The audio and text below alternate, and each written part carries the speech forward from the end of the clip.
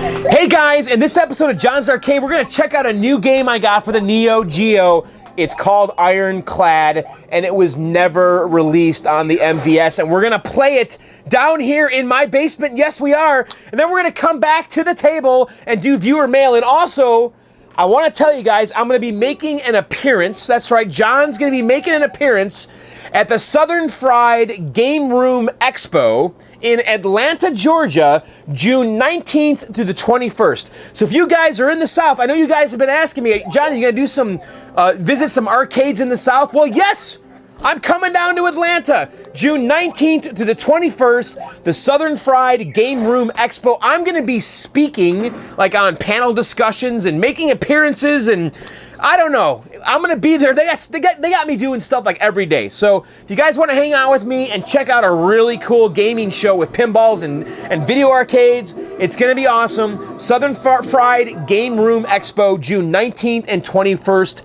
2015, Atlanta, Georgia. All right, guys, let's get this show on the road.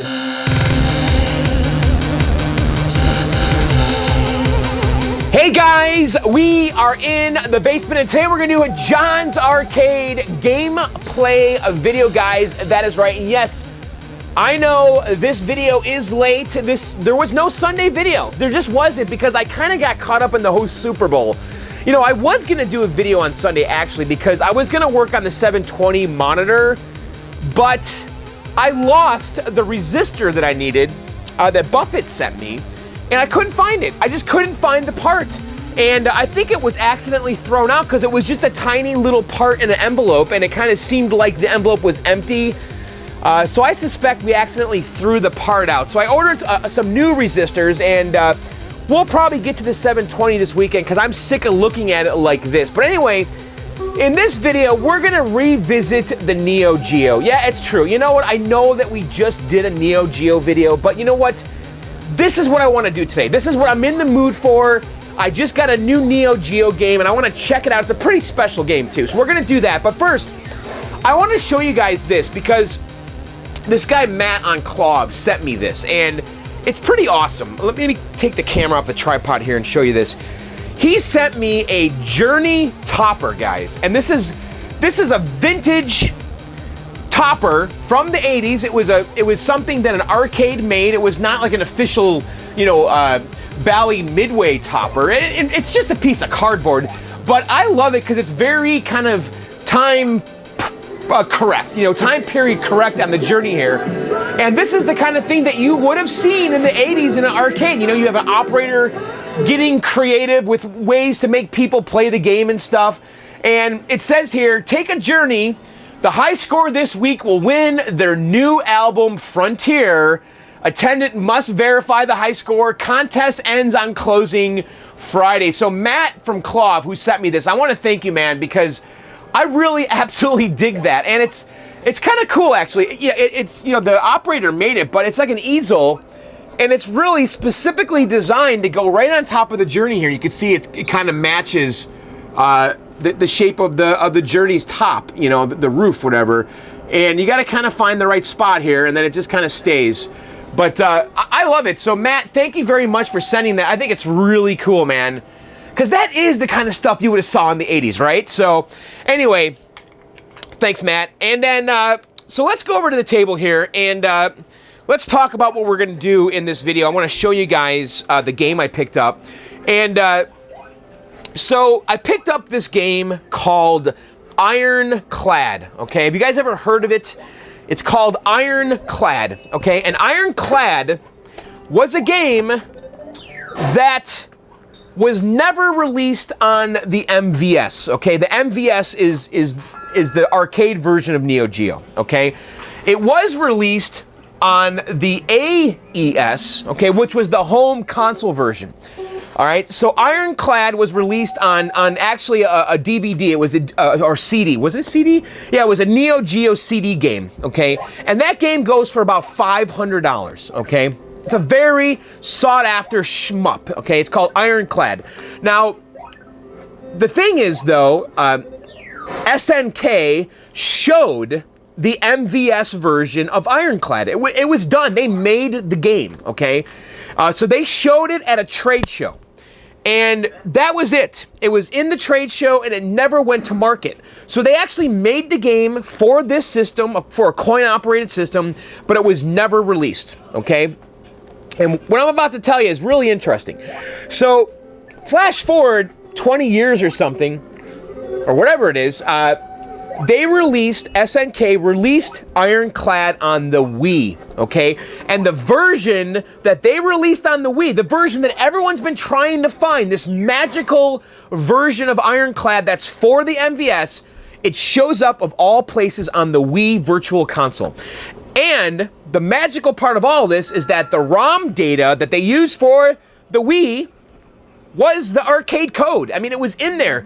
So some guys figured out how to get it off the Wii and burn that Wii code to a cartridge. And that's what we're gonna play today. And I'm kind of excited to play this. Now, there's a guy that sells these cartridges, okay? And he actually has a website, it's like Jamination X, okay? And he sells the conversion carts, and we're gonna open this up. I wanna see what's going on in here, actually. I wanna see what he did, and let's see if we can understand how this was made. He didn't have a good plastic shell, so he sent it in a crappy King of Fighters one, and then he gave me the label for it, okay? So he said, hey, if you get a better shell, I won't put the label on, you can put it on later. And then I also printed a mini marquee. We covered this in the last Neo Geo video. Some fans had made mini marquee artwork, and I printed this on photo paper, and we'll stick it in. But before we start, though, I want to see how this cartridge is made. I'm really curious what's going on in here, and I'm really trying to learn, and I'm really trying to understand this whole Neo Geo world, because I've had the system, you know, for a while, but I just haven't really taken the time, I haven't invested the time to research and understand how these cartridges work, how some cartridges share PCBs with other games, and I'm starting to get the clues here. It's starting to all make sense here, and this cartridge, I think, it really sheds a lot of light onto how this whole thing works. Especially, it's pretty remarkable though that they SNK released the ROM code. Which they never released until they released it on the Wii in the Virtual Console, which probably was a few years ago.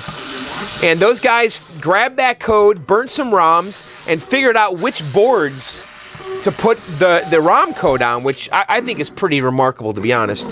So this is one of the converted carts. We're going to remove these 4 screws, and let's just take a peek in here and see what's going on with this cartridge. I want to see this guy's work. Now, this guy claims that he has the best version of this cartridge because I believe there's a few different ROM sets out there, and some of them have issues with sounds, like missing sounds, and some of them have issues with the picture being too dark. And I guess this version is the right version. Now, I have no idea where you would find the ROM code. I would imagine a Google search would find it. Now, I didn't even attempt to do this myself. I thought about maybe doing this, and I said, you know what, let's buy this cartridge from this guy. It was about $100, and everyone says he does great work, and so here it is. So he burnt 3 ROMs on this board. Let's pull the boards out too. I want to show you guys. So let's pull this out here. Okay, so this board is the HCM X. Oh, actually, is it the Prague Top? Hang on, actually, if you go on Jamination X, which is his website, the guy that made this board, and he's got a handy little chart here that says which PCBs go to which game. Now, this game here is using 2 PCBs. One is, we want to go to the page here that says fixing cross-reference cart boards for repair. So let's go to that page. And so here it is right here. So this board here is the program board, the PROG, and it looks like the model here is it's Prog Top, maybe? I believe that, yeah, here it is, Top. So you can use a Galaxy Fight program board. If you scroll down the list, Kazuya Encounter, Master Sugoi. So this board came from one of these games. Panic Bomber, Power Spikes 2 uses the top board. so on and so forth. Samurai Showdown 2. I wouldn't be surprised if that's where he pulled it off of. So Samurai Showdown 2 is a pretty common board. So you can get the Samurai Showdown cartridge, open it up, remove the ROMs, and then burn these EEPROMs with this Ironclad code and put it on here. Now that takes care of the first board, which is the prog board. Now there's a second board underneath, which is the CH...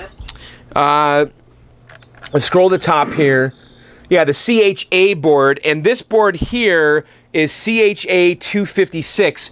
And if we look on the website, that 256 board is used on a lot of different games. Aero Fighters 2, Aero Fighters 3, Art of Fighting 2, so on and so forth. So, to make this setup here, you'd have to find a game that has the top board, and then a game that has the 256 board. Burn the ROMs if you could find them. You know, find the right version. This is the 220 P1 version 1, version 2. Oh, that's the P1. So he's calling them the 220 ROMs, I guess. I don't know. But it looks like the guy did some pretty nice work here. I'm definitely not complaining. Nice, clean setup. The only thing is the shell is a little beat. Not a deal breaker, though, because you can get new shells. I actually ordered a case for this too. They call it a shock box, which is basically a nice, neat way to store these cartridges when they're not in use. And the shock boxes, you can get like insert art, and it looks like a nice. It's a nice presentation if you're collecting Neo Geo games. Now, I always swore that I would never get involved in the shock box stuff and the inserts because it really adds a lot of cost to collecting these cartridges, because the shock box itself is $8 and the inserts printed are $3, so you're adding $11 to every cartridge. And if you plan on collecting a lot of cartridges, that's going to add up really fast. But I figured this Ironclad cartridge is kind of special, so what the hell, I'll get a shock box for it with the insert. I'll try to find a new cartridge shell. There is a website that sells the cartridge shells. They're 25 bucks though, man. That is a lot of money for a plastic shell. And they're clear too. So I'm going to keep my eyes peeled for a better shell for this. So just for now, we're going to use this King of Fighters shell in here, and I'm not going to put that new label on. But I'm actually pretty jazzed to try this card out. So all right, we got it all back together. We saw how the guy did it. Seems pretty straightforward. Now on that PCB, there's some jumpers too, and I don't know if he messed with any of those. They're little jumpers that you solder on these tabs, and they kind of basically redirected the flow of voltages or data across the board to the necessary EEPROMs, I imagine, because every board seems to have a different EEPROM setup. So, okay, so in the system right now, this is my Neo Geo 4 slot. And I know we talked a lot about this stuff last week, but like I said, this is the video that I want to do, damn it. I want to play this game. So we've got Pop and Bounce in here, Nightmare in the Dark, Bust and Move Again, and Blazing Star, which we put in last week. So I think I'm going to pull out Pop and Bounce because I really like Nightmare in the Dark and Bust and Move Again. So let's go ahead and open the system up. And I'm pretty jazzed to play this game, I have to admit. And yes, you know what, guys? You know, you could probably say what we're doing right here isn't technically kosher. And I think what I'm going to do, so I can have a clear conscience, I might even go on the Wii and purchase the game from the Wii, just so I have it. That way I could say I gave the developers money for the ROM data, and I'm sure it's only like $7. So I'm going to do that, and I suggest that if you do this, you do the same, because we need to support these companies. We really do, you know? And I'm going to do that. I really am. I'm gonna buy it on the Wii. I want to pay for that ROM code that's on this cartridge. Okay, so I'm going to go ahead and remove Pop and Bounce, which is this one right here. Okay, and let's come in here with our cartridge. And remember, there's a little arrow here. We want the arrow to be facing us on a stock system with the PCB originally installed correctly. Okay, so the arrow is pointing at us there, and you can see I have this is a 4 slot with 4 cartridges in it. And yeah, the Neo Geo is almost like a home system, really, with this kind of setup with cartridges. It's actually pretty genius, because what an easy way for an operator to change a game back in the day, you know? I mean, super easy to change games. So I want to put my little mini marquee in, too, before we turn it on. So let's grab the keys, and we're going to come up here. And yeah, I know, again, we covered this in the last video, but you know what? This video might be viewed 2 years from now by someone else that didn't see the last video. So let's kind of be thorough here. And so we're going to open this up, just like so. let me grab my mini marquee that I printed on photo paper and pull out our original Pop and Bounce marquee. Pop and Bounce is a fun game, but I'm going to be swapping games quite a bit here. I'll find my ultimate lineup. I've been thinking about getting another King of Fighter cartridge, because I used to have King of Fighter 97, and for some reason I decided to sell all my King of Fighter cartridges because they're all in the multi-cart, and now I kind of regret it because I kind of want to have King of Fighter now. So I'll probably pick up a King of Fighter 97. All right, so we've got our Ironclad mini marquee in there. It looks pretty sharp. So let's go ahead and lock this down. All right, so let's put the keys back and turn the system on. And a lot of guys kind of frown on these conversion carts. It's funny though, because the guy that's selling this cart is a big time member of the NEO GEO community. And it's like they, you know, it's like making conversion carts for some purposes is okay with them, but for other purposes it's not, which is kind of a double standard really. But I know that a lot of guys frown on this type of stuff with the conversion carts. Okay, so we're booted into Ironclad here, and I kind of like it already. I have a track sounds off, so that's just a setting on the system itself, so there's no music right now.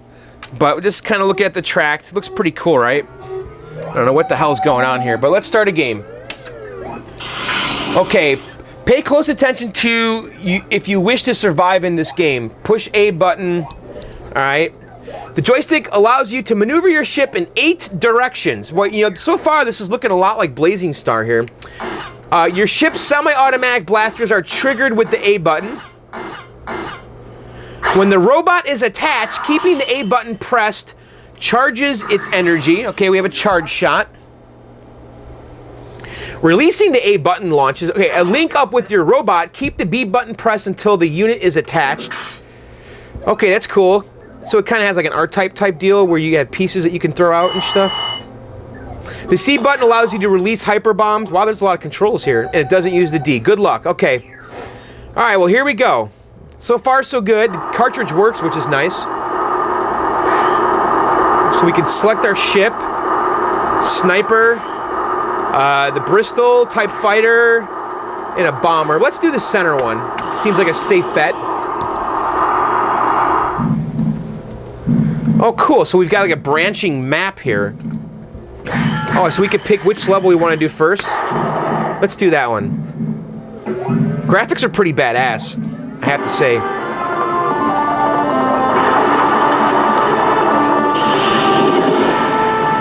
Alright, so we got some buildings on fire. It says Episode 1, Baptism of Fire. Okay. So if I press B, that thing goes out. R-Type does that, right? So I really dig in the graphics. It's kind of like this pre-rendered 3D stuff for these buildings.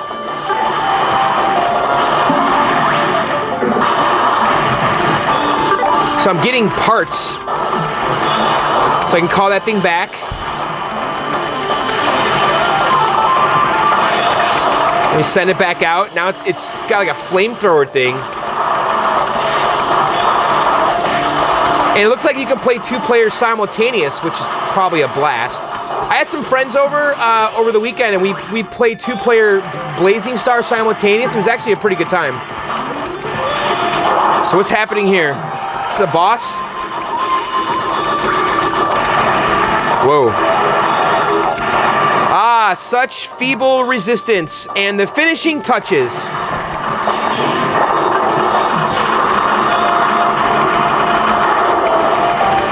Are completely futile. Oh, did I die? Oh, we killed him. Oh, wait, what's this? So you bested my illusion. For this I shall grant you passage. Keep on with your puny efforts. But knowing many await you.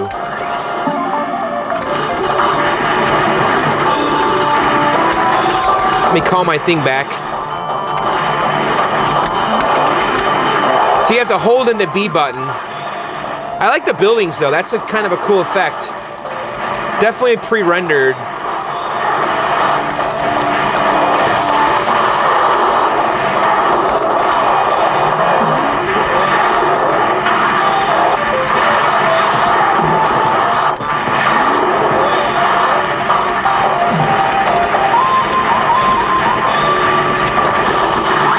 what's happening here. So I don't know what these parts do. I pressed C, by the way. Holy shit. All right, so the C thing does a lot of damage. Oh, when you get hit, you lose your stuff. Let's press C again. Now I'm out of that. Okay, we got a medal. Well, I'm kind of digging this. What do you guys think? And again, this game's on the Wii, so you can play it there in the virtual console.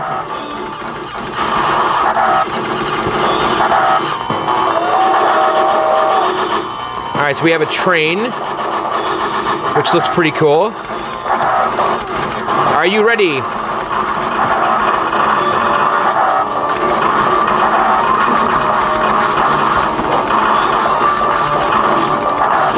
So what do you guys think of these Neo Geo videos? Do you like them? I know we did 2 in a row, but I'm into it right now. That's what kind of happens on this YouTube channel. The stuff I get into, it changes from time to time. And right now I'm Neo crazy. I'm constantly on eBay, like searching for MVS kits. I really want to start collecting the kits, but man, this stuff is so expensive. I kind of took a chance with this $100 cart, but see, it's pretty cool. I just died. To link up with your robot, press the B button until the unit is fully attached. All right, let's try a different. Let's do power. All right, so I tried another ship.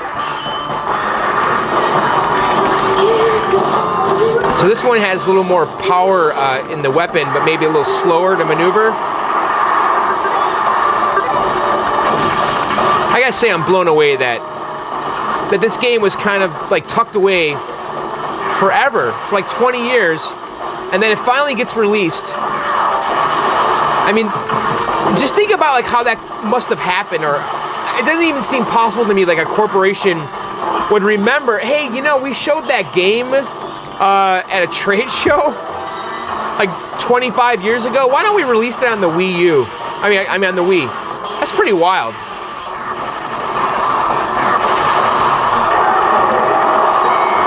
So I'll say this game so far seems easy compared to Blazing Star. It seems like a game that you probably might be able to 1 credit. I don't even know what I'm doing, and I'm not really dying. I've died 1 time, and if this was Blazing Star, we would have died like 8 times already. I do like that the level branches. Let's go here, that looks kind of cool.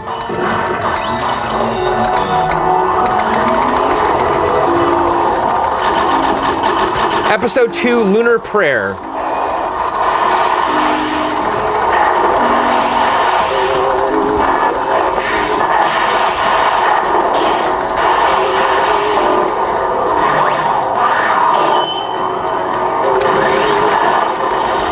So I'm not really sure what these parts are that I'm picking up.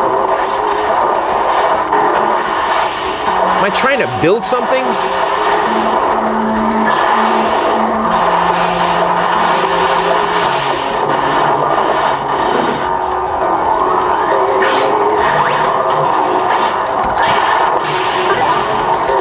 Power up.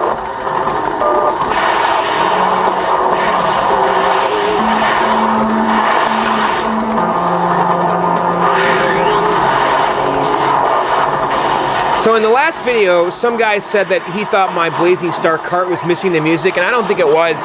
I think that the speakers in the Neo Geo are really tinny sounding, because there's music playing right now. I wonder if you guys can even hear it.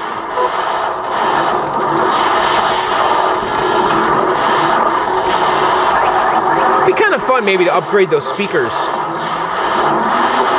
And I rebuilt the audio section on this board. I replaced all the capacitors. So that's all been done already. All right, what's going on here? Are you ready? Let's power up. Your history, pal. Ah.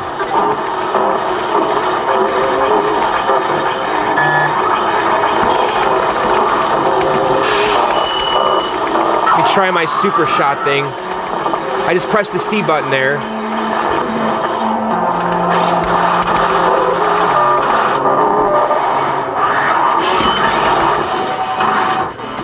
So it looks like you can only power up your gun when you have your little robot attached. Oh crap, what's going on here? We got 3 bosses. So these graphics are like pre-rendered, kind of like Donkey Kong Country style on the Super Nintendo. Meaning this isn't a 3D engine, this is a 2D game. And so they would make those graphics on a more powerful computer and render them and then save them as like, you know, basically sprites or, you know, raster images that they then animate in here.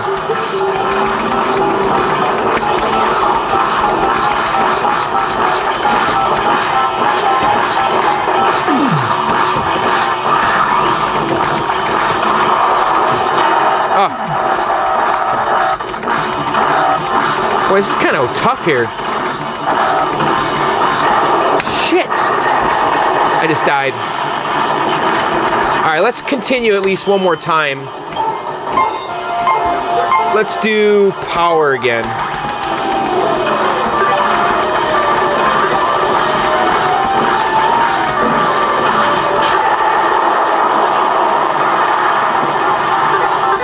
I don't know what it's dropping there, those metals.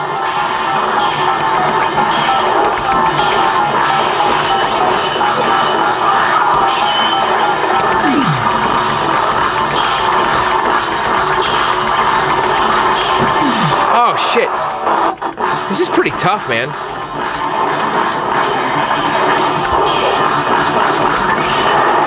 Alright, we got one more left to kill. He left.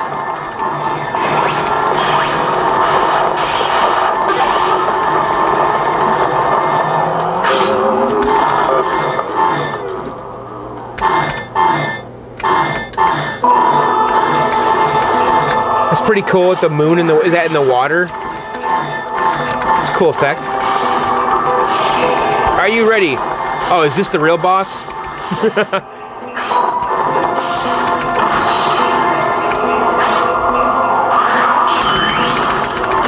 Oh, look at my guy turn into like a real robot. So when I throw him, watch. He comes out of his little shell. Oh, that's cool. So we're basically trying to build him up when we get the parts, I think. Ah.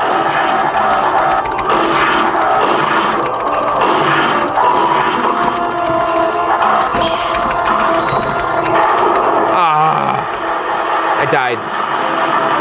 Let's try, continue. Let's try the speed ship. We haven't done that one yet.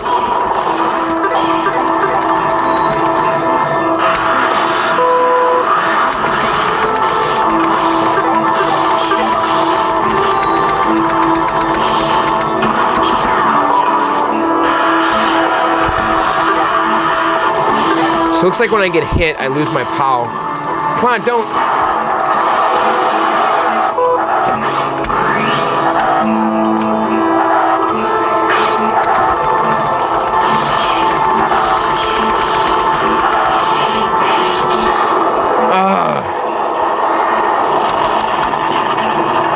Yeah, this game's okay. I don't think I like it as much as Blazing Star, to be honest.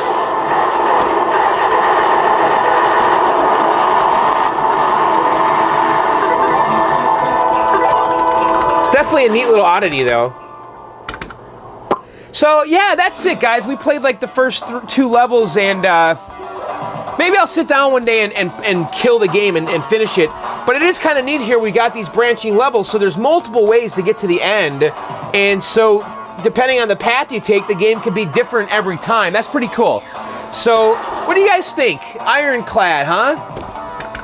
Yeah, it's okay. I don't hate it.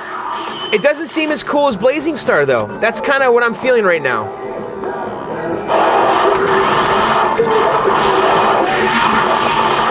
Maybe it gets super cool later. I don't know.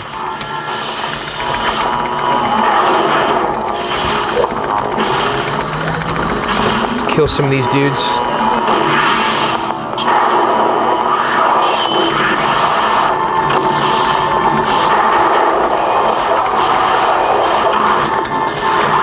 So every time you get hit, you drop your stuff, huh? And then you got to empty and full gauge on the bottom, which is your health.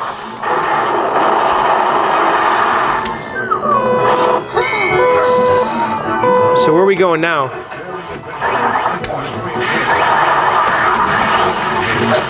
See that? So my robot had like a little saw blade on his arm, so we're getting parts for him, which is pretty cool.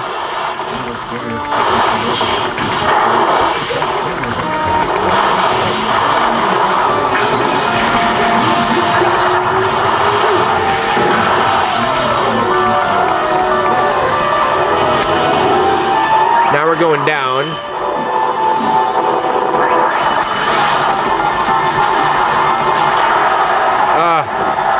One more hit and I'm toast.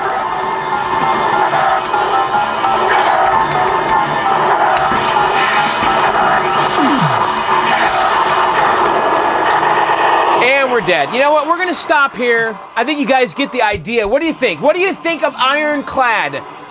Is it as good as the Blazing Star game we played last week? I don't know. I don't think it is. I think it's cool. Definitely an interesting title. I do like the fact, though, that it was unreleased and we get to play it now in 2015. That's pretty cool, right? It's easy to get caught up in this stuff, guys. You know, the collectability and all that. Put our initials in. So Ironclad, yeah, not bad. All right, guys, let's go to the table here. I want to do some viewer mails. I actually want to thank someone, too, because Etienne, you guys remember Etienne? I know I've talked about him before. He sent me stuff. He's in the Netherlands, and he sent me, he makes these aluminum stickers, he calls them, alu stickers, and he basically reproduces all of the little labels and instruction. Like on the back of the game, there'll be like a midway sticker with a serial number, and he reproduces all that stuff. And because a lot of that stuff is usually missing from the games, and when you're doing a restore, it's pretty great to have this stuff because a lot of times this stuff is missing. So right here is the journey. These are all the journey tags.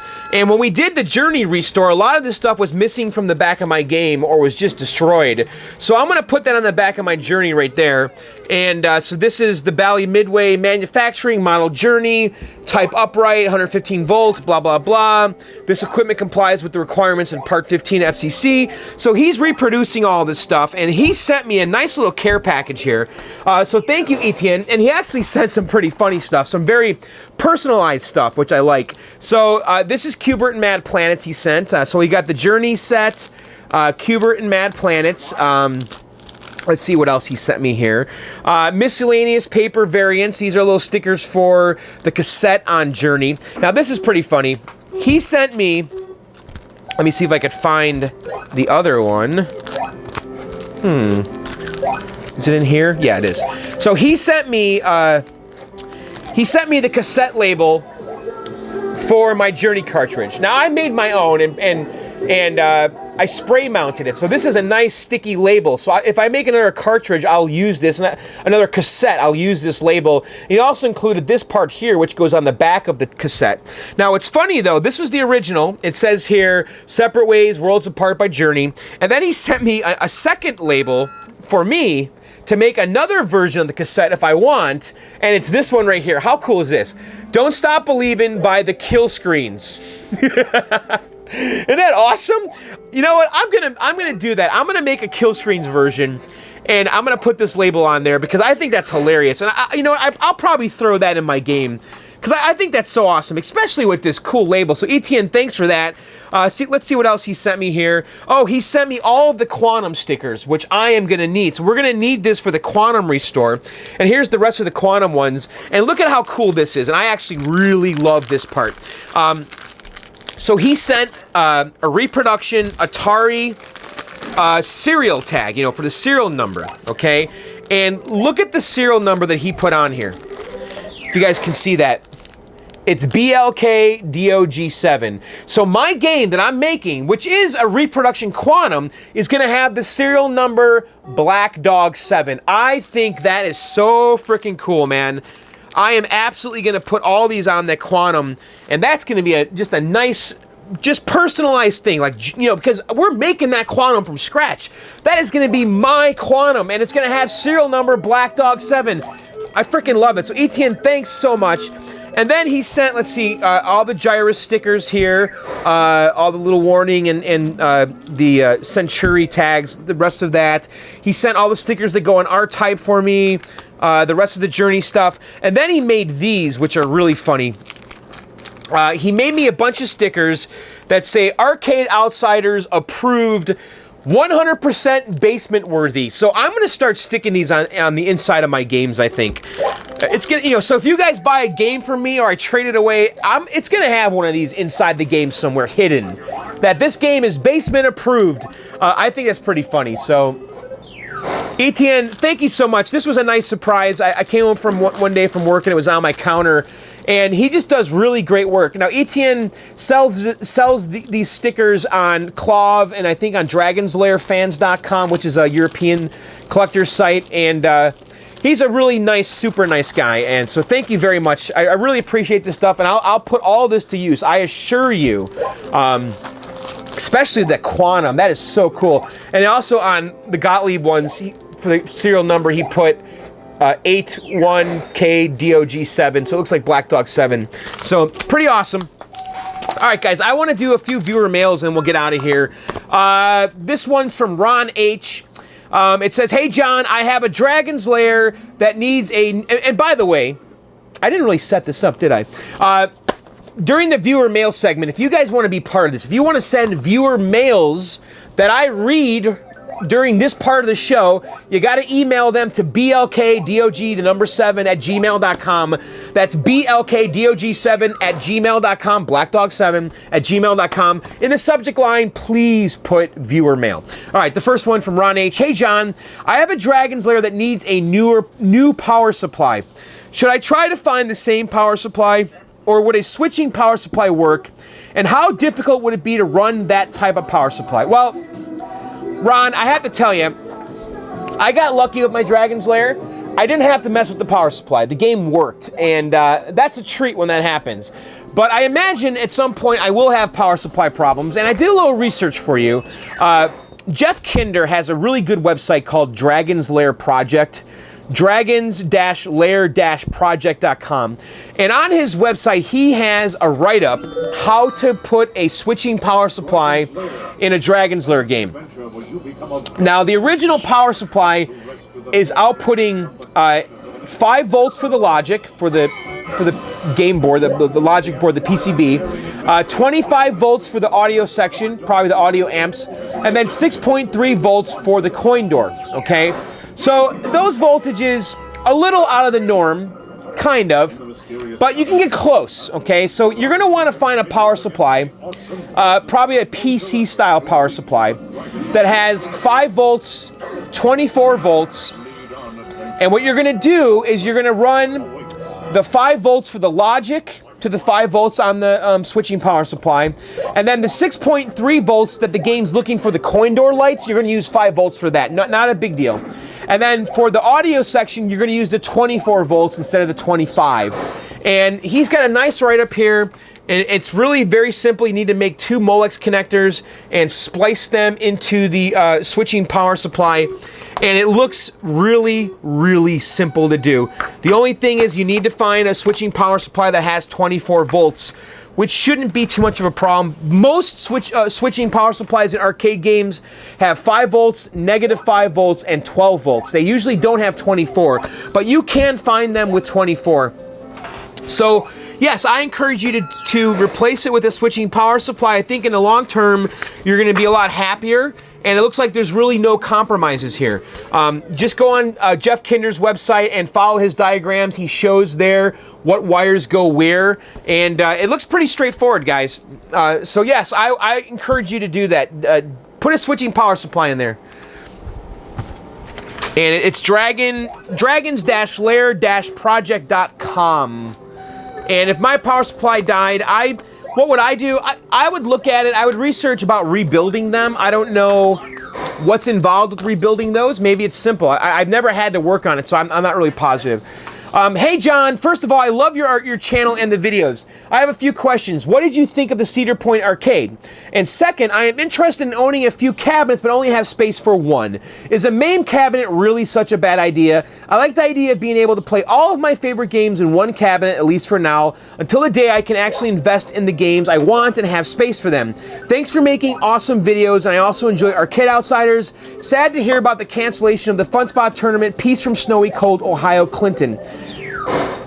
Well, Clinton, I did like Cedar Point. I think that there was a lot of broken stuff, and in general, it's pretty nice to have an arcade like that in an amusement park, because when I'm on family vacations and we go to places like that, when I see something like that, I get very excited. So I think that if you're at Cedar Point, I would say go there.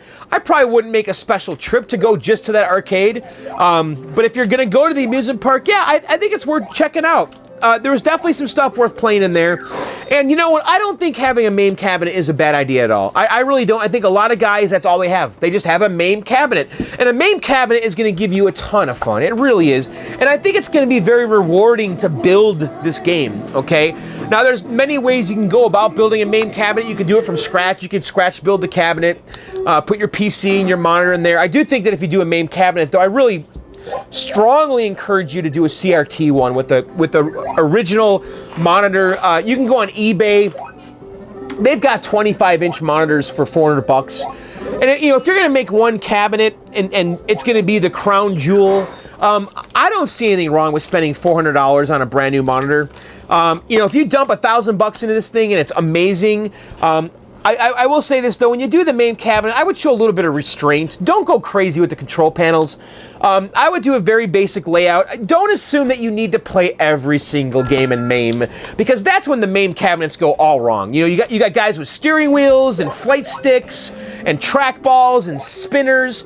I don't know. To me, that seems like overkill. And I think it's unrealistic to build a MAME cabinet that's going to play every single game known to man. I think it's just silly, to be honest. I think that with 2 joysticks, 6 buttons, and maybe a trackball, you can pretty much satisfy everything out there. I think that's a tasteful setup. You know, get a nice, like a Dynamo-style cabinet with a nice wide control panel, and do it, you know, a 2-player setup, with a trackball in the middle. I think that would be if I were doing something like that, I would consider something like that. You know, like a cabinet like this, I think would be ideal for MAME. Now, of course, don't go out and destroy an original cabinet to make a MAME. I don't advise that. You know, you can do it tastefully. Like a JAMA cabinet is very easy to turn into MAME, because you can just plug the computer into the MAME harness with a JPAC. But I think a cabinet like this is super ideal for MAME. And I think Hyperspin is really awesome. I would probably do a horizontal cabinet. If I was going to have one machine, I would probably do a horizontal MAME. They do play vertical games. If you get a 25-inch monitor, you know, you can play the vertical game in here, and it's really like the full-size 19-inch monitor inside here vertically. So I would do a horizontal MAME cabinet, and with 6 buttons, two sets of controls, and a trackball. I think that would be pretty good. But yeah, I encourage you to do that, you know. I think it'd be kind of fun. I had a lot of fun when I built my MAME cabinet. It's kind of rewarding and nerdy to kind of get into that stuff, and I don't think MAME is really evil. I think MAME is evil when people destroy really good games that don't need to be destroyed to make a stupid MAME cabinet. That's when it gets upsetting to me. Now, upstairs, I have a Miss Pac-Man MAME cabinet, you know, but I very tastefully did that. I did not destroy that game at all. I simply put a JAMA adapter on the harness and plug my computer into that. So it's the original harness. I didn't touch that game. It's all original. I bought a reproduction control panel and added a couple buttons. I have the original tucked away. So don't destroy classic to make a MAME, though. That's my only advice. But yeah, dude, go for it. And the Fun Spot thing, I don't have any news yet on that, but I'm trying to organize a tournament up there that we're going to do potentially the last weekend in May at Fun Spot. So I'm waiting to hear back from Gary. I got a call in there, and he hasn't responded to me yet. So, all right. So do we have another viewer mail? Was that 2 or 3? Did we do 3 already? No. Here we go. Okay. This is from Lucas Perry. Dear John, I am a viewer from the UK and I admire your arcade and I enjoy watching your videos. I would like to start building my own arcade in my home in the same fashion you have. However, living in the UK, it is not that easy, okay? The machines are very hard to come by and are crazy money over here, and in most cases, only operators seem to sell the machines who want top money. An example of this, looking at ebay.co.uk, is buying a Miss Pac-Man in the UK works out to about $1,300 US, being the cheapest.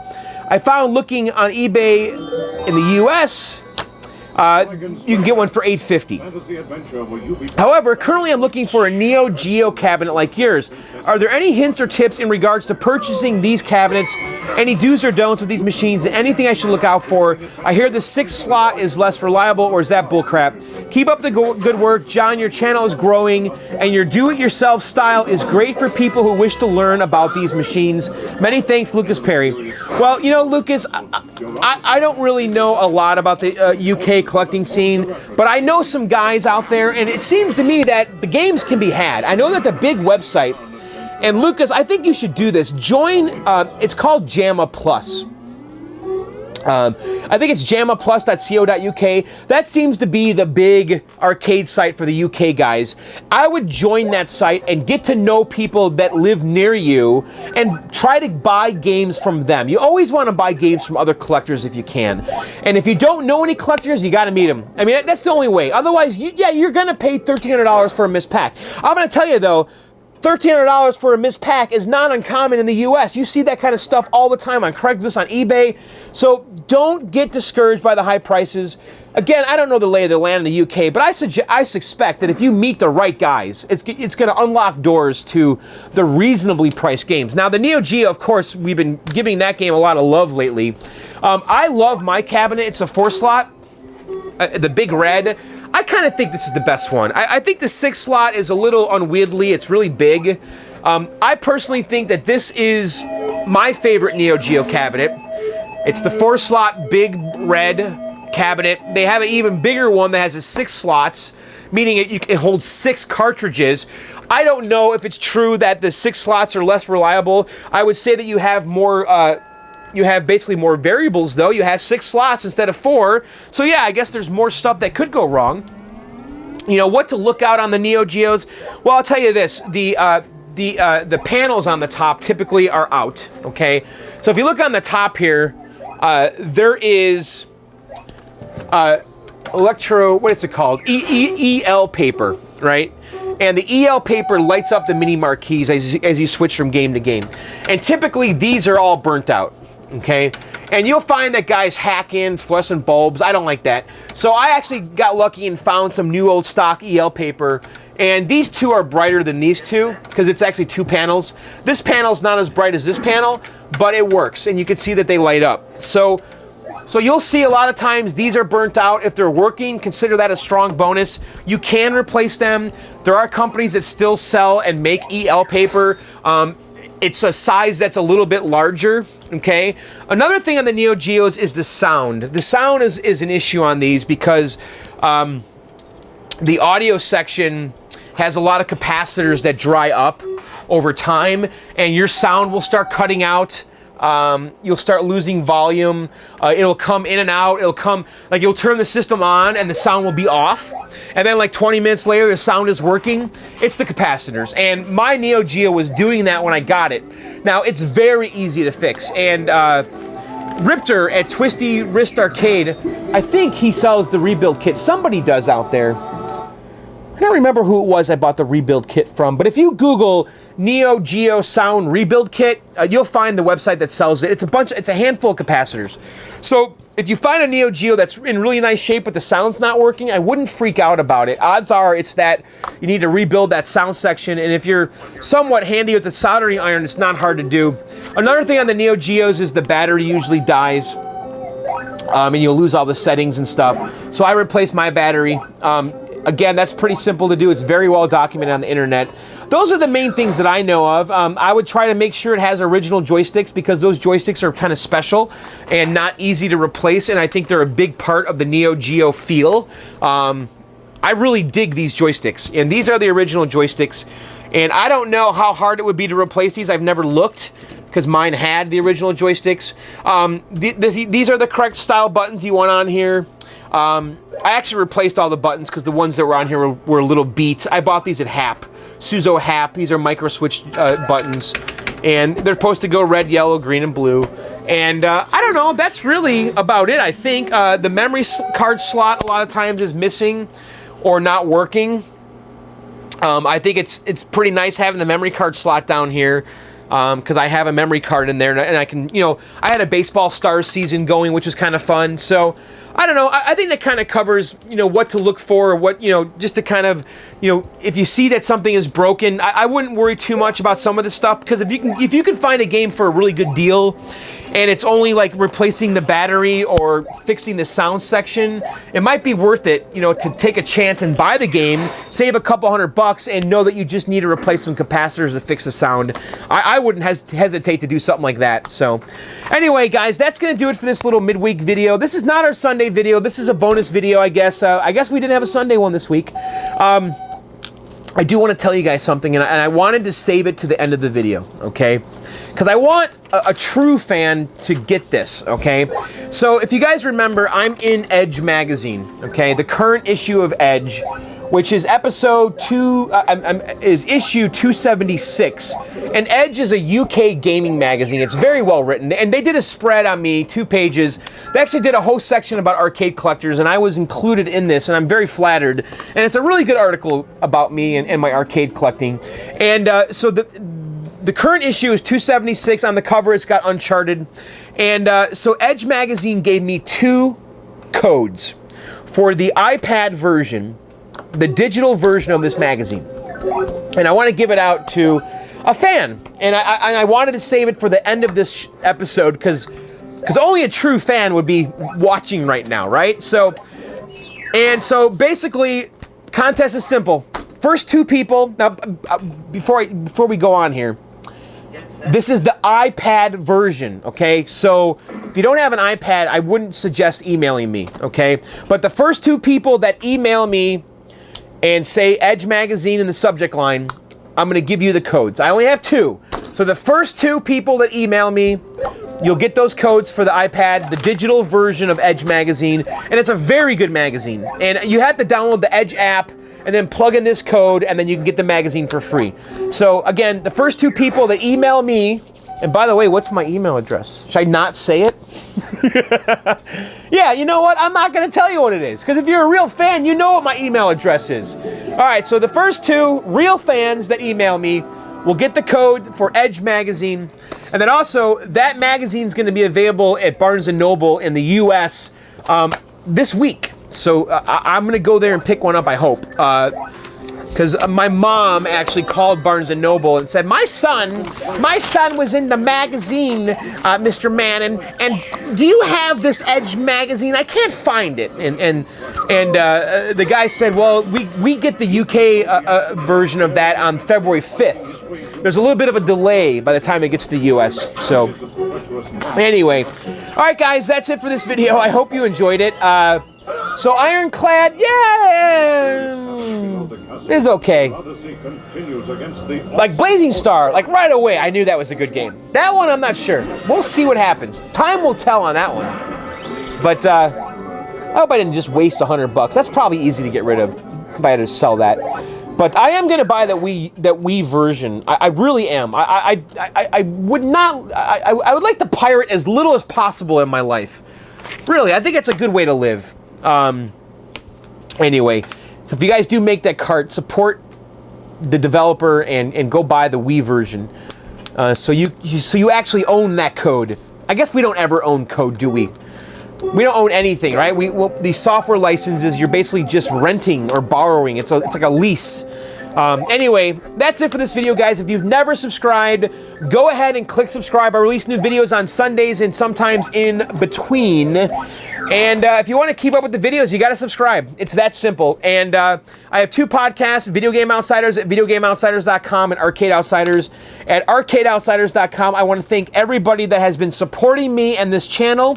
If you guys go to youtube.com/BLKDOG7, YouTube home channel, there is a support button, and you guys can support me if you want to donate some money to the cause here. I will use whatever money comes in through that to help make this podcast better. I want to thank the gentleman that sent in that vector game question last week from the UK. He sent me a donation to my PayPal, which is also my email address. So if you guys are in Europe and you want to donate, I guess you can use my PayPal address, which is blkdog7@gmail.com. But anyway, I do want to thank everyone that's been donating, and we almost have enough funds. I'm about $150 short or something to get the microphone, so we'll probably get the microphone in March or something. I don't know. I'm really going to need that microphone when we get back in the garage, because that, and for on the road videos, it's going to be amazing, because I'm always tangled up in this cord when I'm doing the on the road videos. It's really annoying. Like right now, it's okay with the cord, but the garage sucks. It's the worst. I'm always getting tangled with that stupid cord. And I think it'd be nice to have a little bit of freedom when doing these videos. And I guess why not? Let's talk about the Kill Screen CD. You know, the music in all my videos is by my band, the Kill Screens. I sent Amazon and CD Baby like 5 CDs last week, and they sold out within a day. So right now, they're out of stock on the CDs. They just requested that I send 10 more.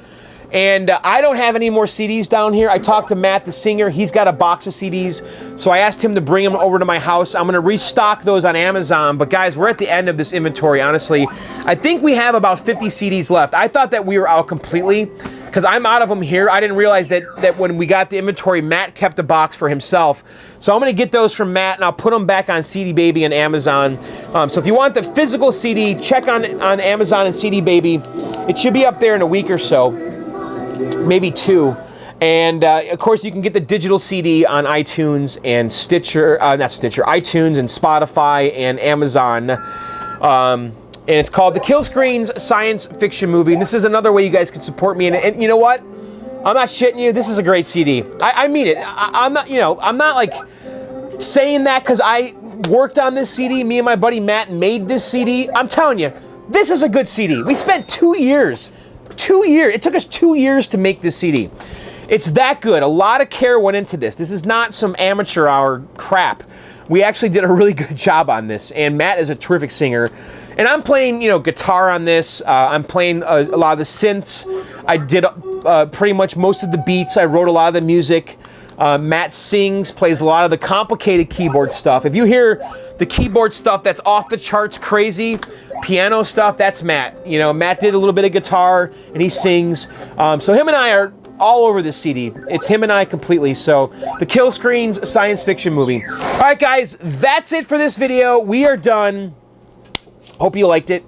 And I'll see you guys very soon. Later, and bye.